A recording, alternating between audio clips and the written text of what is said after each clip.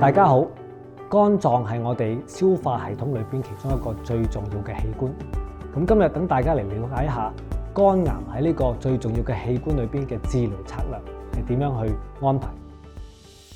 肝癌早期嘅治療方法咧，最理想咧莫過於咧就係用呢個外科手術咧係切除呢個腫瘤嘅。咁呢個手術成唔成功咧，其實最主要咧睇兩大類。第一就係除咗呢個期數之外咧，第二就係睇個肝功能，病者個肝功能咧能唔能夠咧係承受得到咧呢個手術嘅。咁點為之呢個肝功能能唔能夠承受得到手術咧？術前咧醫生咧係會作出呢個適當嘅評估嘅，包括咧最簡單就係一個驗個肝功能啦，然之後咧做一個電腦掃描或者磁力共振咧係去量度你個肝嘅大細。最重要咧就係話我哋預計嘅手術係切除幾多肝臟，同埋咧剩翻幾多肝臟。現今咧電腦嘅科技發達，好多呢個電腦掃描或者磁力共振嘅軟件咧，亦都可以幫我哋計得到咧所謂我哋剩翻殘餘嘅肝臟幾多，從而咧去釐定翻咧呢個肝臟咧適唔適合咧係去做呢個手術嘅。咁一般肝臟嘅切除手術咧，其實而家嗰個做法咧係分兩大類嘅。第一類咧就係傳統開放式嘅肝臟切除手術，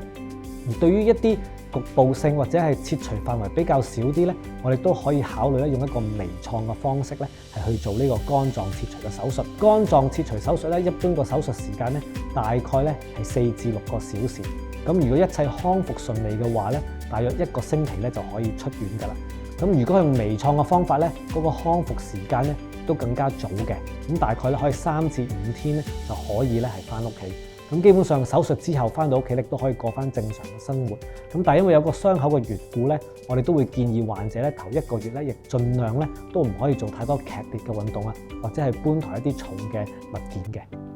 至於中期肝癌嘅治療方案咧，其實咧喺世界上咧目前嚟講咧，亦都有相對嘅爭議性嘅。咁就算任何期數、任何系統分類都好咧，其實每一個國家咧亦都有自己嘅分類系統，亦都好多時咧對於中期嘅肝癌嘅治療方案咧，暫時都未有一個統一嘅見解啊。點解會係咁咧？因為中期嘅治療方案咧係有好多唔同嘅治療嘅策略咧係存在嘅。咁最常見或者係最長時間、最古老嘅方法咧，就係我哋俗稱所謂叫做打大髀針，即係話一個局部嘅治療。喺嗰個肝嘅動脈血管咧，我哋放一個導絲咧，係放入呢個局部嘅化療，係去控制呢個腫瘤。而呢個大髀針，我哋俗稱呢個 TACE 咧，其實咧已經係80年代咧係由日本嗰度開始引入嘅。咁除咗打呢個 TACE 之外咧，而家中期嘅肝癌咧都有其他好多新嘅治療，包括係一個放射嘅治療啦。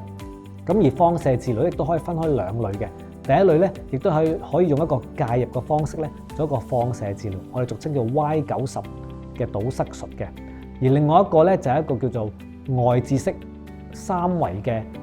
電療方式。咁英文咧我哋叫簡稱叫 SBRT。咁所以咧其實每個唔同嘅，就算中期嘅癌症治療都好咧，都有好多咧唔同嘅治療方法存在。咁最重要咧，一定要揾一個熟悉肝癌治療嘅專家咧，同你去制定一個咧比較合適嘅治療方案。至於患者點樣同醫生係去溝通，係去制定一個治療肝癌嘅方案咧？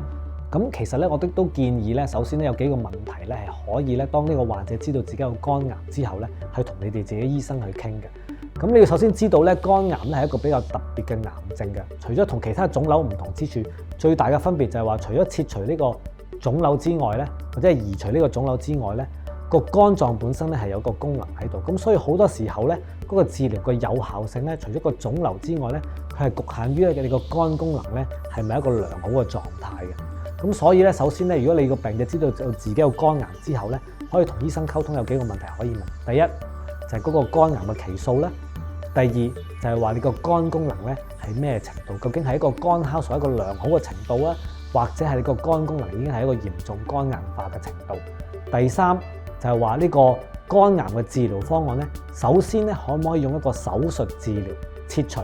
或者可以用一個射頻消融嘅方法去消滅個腫瘤，甚至乎第三樣咧，可唔可以做呢個肝移植係去處理呢個肝癌嘅？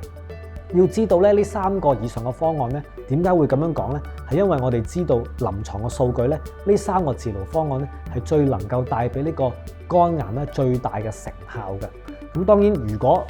患者不幸呢3個選擇都唔能夠暫時選上嘅時候咧，就可以同呢個醫生溝通，有第4個方案會唔會適合，可以用一啲藥物嘅治療啊、介入嘅治療啊，甚至乎咧係用一個電療嘅方法。要知道咧，而家嗰個醫學昌明，如果個癌症唔可以第一步做手術治療切除咧，並不代表咧嗰個癌症咧不能根治嘅。因為咧最近嘅臨床數據，我哋知道好多新嘅藥物嘅方法，包括係免疫治療啊，甚至乎結合埋呢個電療嘅方案咧，好多時咧我哋可以咧係將個腫瘤大幅縮細，從而之後咧係再考慮做呢個手術或者移植咧係去根治呢個腫瘤嘅。所以最緊要咧就係患者同你自己嘅醫生咧，首先咧就係問自己個肝癌嘅期數啦，第二咧就係你嗰個肝功能咧個狀態如何，從而咧係去制定一個合適自己咧嘅治療嘅方案嘅。其實好多病人咧知道有病之後咧，其實都唔係太清楚點樣同醫生溝通，因為唔怕講，無論你係肝硬化，甚至你係肝癌嘅時候咧，其實好多病人係冇心理準備。因為我哋好多個病友咧，其實到佢知道肝癌嘅時候咧，其實可能已經去到中期，甚至係晚期。其實內心係好彷徨嘅，因為癌症對於我哋呢啲普通人嚟講，其實係一個絕症嚟嘅。當你驚惶失措嘅時候，咁自然好多嘢其實你諗唔到，都唔知點樣同醫生講，又或者唔知點樣去溝通。咁所以喺度咧，其實我哋都有啲小貼士嘅啫。當真係自己知道自己患上肝癌嘅時間咧，喺現有咁資訊發達嘅咧，可能先去搜集一啲嘅資料啦。另外當然就係話，正如頭先我哋所講，我哋嘅會其實好多呢啲醫學講座啦，甚至我哋有啲醫學嘅短片嘅。咁患者其實喺當中咧，可以去睇得到